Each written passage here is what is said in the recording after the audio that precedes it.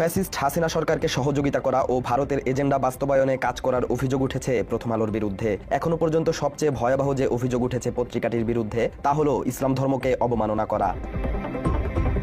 এবারের ঈদে প্রথম আলো একটি ঈদ কার্ড তৈরি করে, যেখানে একটি কুকুরের ছবি রাখা হয়। দেশের ধর্মপ্রাণ মুসলিমদের মতে ঈদ কার্ডে কুকুরের ছবি দিয়ে ঈদের পবিত্রতা নষ্ট করে সরাসরি ইসলাম ধর্মকে অবমাননা করেছে প্রথম আলো।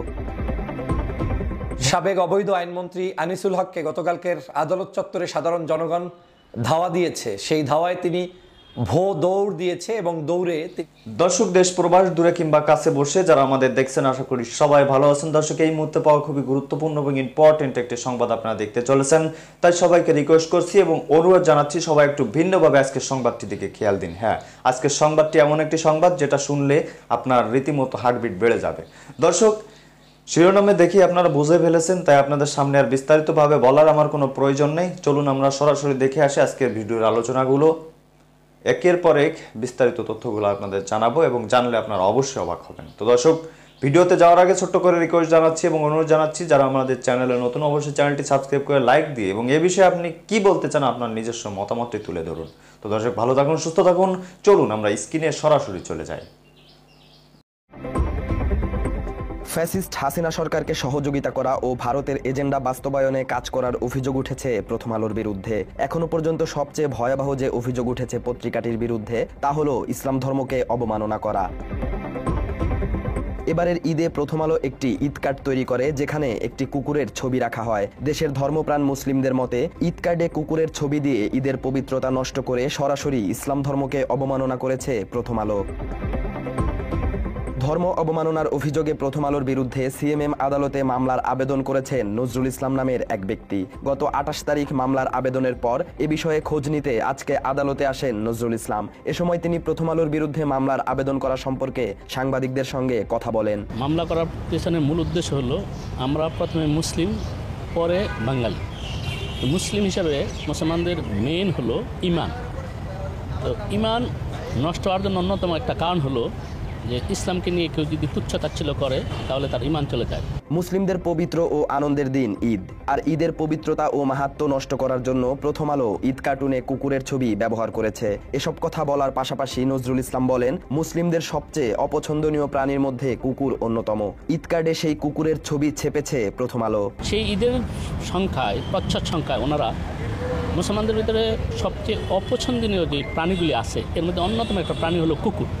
সেই প্রচ্ছদ সংখ্যায় তারা কুকুরের ছবি ছেপেছে। তিনি বলেন, ৫ আগস্টের পর দেশকে বিভিন্নভাবে অস্থিতিশীল করার চেষ্টা করেছে প্রথম আলো। সেই কাজে সফল না হওয়ায় সুপরিকল্পিতভাবে দেশের মুসলিমদের অনুভূতিতে আঘাত হেনেছে পত্রিকাটি। যখন ৫ই আগস্টের পরে দেশটা একটা স্থিতিশীল পরিস্থিতি তৈরি হয়েছে, দেশটা স্বাধীনভাবে মানুষ কথা বলতে পারতেছে, তারা ধারণা করতেছিল দেশের ভিতরে বিভিন্নভাবে একটা অস্থিতিশীল পরিস্থিতি তৈরি করতে, কিন্তু তারা যখন এটা ব্যর্থ হয়েছে তখন মুসলমানের ধর্ম অনুভূতিতে আঘাত আনার জন্য তারা সুপরিকল্পিতভাবে তারা এই প্রচ্ছদটা এঁকেছে। বাংলাদেশকে মৌলবাদী জঙ্গি রাষ্ট্র হিসেবে বিশ্বের বুকে তুলে ধরতে সদা তৎপর প্রথম আলো। এমন অভিযোগ করে নজরুল ইসলাম বলেন, কেউ যাতে প্রথম আলোর এই ফাঁদে পা না দেয় এজন্য তিনি স্বপ্রণোদিত হয়ে আদালতের দ্বারস্থ হয়েছেন। তিনি আশা ব্যক্ত করেন, দেশের প্রচলিত আইনের মাধ্যমে প্রথম আলোকে শাস্তির আওতায় নিয়ে আসবেন আদালত। দেশকে কোনো অস্থিতিশীল পরিস্থিতি কেউ যাতে সুযোগ না করে, এই জন্য আমি নিজে স্বেচ্ছায় প্রণোদিত হয়ে আমি আদালতের কাছে, মাননীয় বিজ্ঞ আদালতের কাছে আমি এটা অনুরোধ করেছি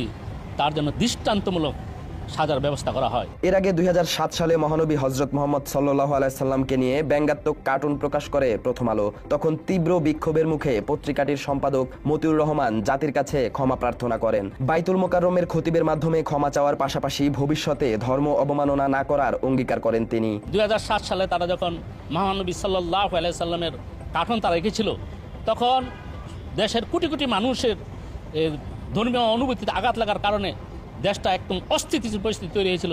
তখন সেই মতিউর রহমান সাহেব উনি এসে আমাদের বাইতুল মোকাররম খতিবের কাছে মাপ চেয়েছিল। আমরা বিশ্বাস করেছিলাম যে ওনার মাপটা সেটা আন্তরিকভাবে করেছিল। তবে প্রথম আলো ও মতিউর রহমানের সেই ক্ষমা চাওয়া ছিল লোক দেখানো। পরবর্তীতে আওয়ামী লীগ ও ভারতের সঙ্গে মিলে বাংলাদেশের মুসলিমদের দমনে ভূমিকা রেখেছে প্রথম আলো। ভারতের সাথে মিলে তারা একটা নতুন একটা ন্যারেটিভ তৈরি করছে। সেই ন্যারেটিভটা কি? দেশের অধিকাংশ মানুষের মতের, অধিকাংশ মানুষের স্বাধীনতা বিরুদ্ধে গিয়ে তারা একটা নির্দিষ্ট গোষ্ঠীর পক্ষে তারা কাজ করছে। প্রথম আলোর বিরুদ্ধে মামলার আবেদন করায় নজরুল ইসলামের পরিবারের উপর চাপ সৃষ্টি করেছে পত্রিকাটি।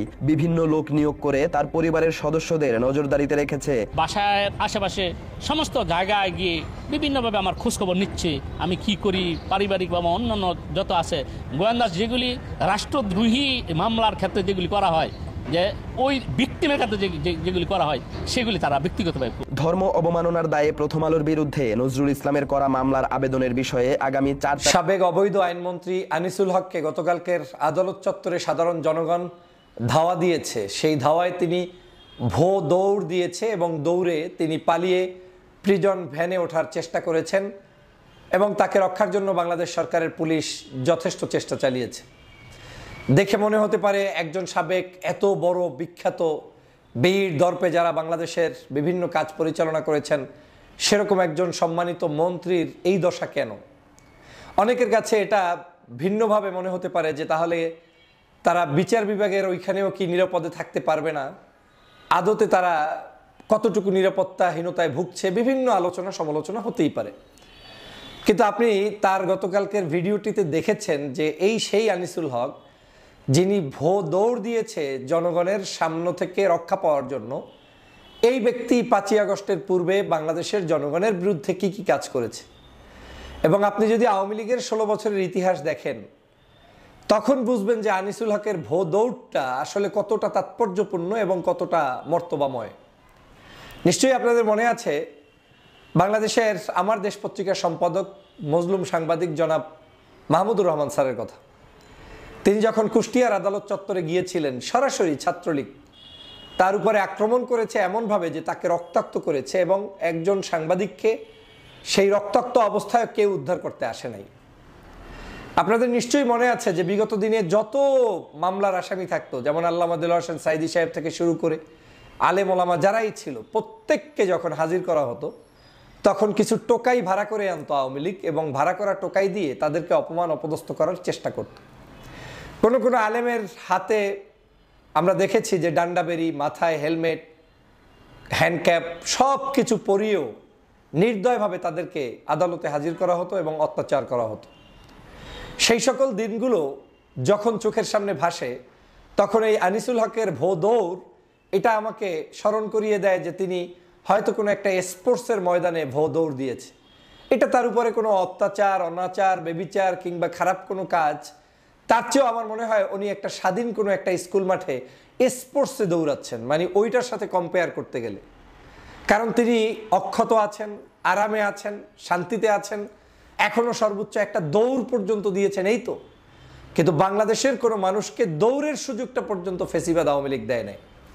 আপনি যদি একটু হিসাব করেন এই আনিসুল হক কি কি মহাপাপ করেছে, বাংলাদেশে যেই মানুষগুলোকে ফাঁসির কাস্টে ঝুলিয়েছে, বাংলাদেশের যেইগুলো অন্যায়ভাবে ক্রস ফায়ার হয়েছে, গুম হয়েছে, খুন হয়েছে, বিনা বিচারে হত্যা হয়েছে, বিভিন্ন জায়গায় বিচারের নামে ভিন্নভাবে মিথ্যাচার করে যাদের বিরুদ্ধে ষড়যন্ত্র করা হয়েছে, এই সব কিছুর সাথে কিন্তু আনিসুল হকের নাম জড়িত। রাজনীতিতে সমালোচনা থাকবে, আলোচনা থাকবে, কিন্তু কয়েকজন ব্যক্তিকে বাংলাদেশের মানুষ কোনোভাবে ভুলতে পারবে না। শেখ হাসিনা, ওবায়দুল কাদের, তারপরে আপনার বাংলাদেশের তৎকালীন স্বরাষ্ট্রমন্ত্রী, পররাষ্ট্রমন্ত্রী, আইনমন্ত্রী, তথ্যমন্ত্রী, এই মানুষগুলো, বাংলাদেশের আরও মানুষ আছে, কিন্তু এই মানুষগুলো একেবারে সরাসরি আপনাকে হুকুম দিয়ে খুন করানোর জন্য, আপনাকে তিরস্কার করানোর জন্য, রাষ্ট্রটাকে তাদের বাপদাদা বানানোর জন্য যারা চেষ্টা করেছেন তারা।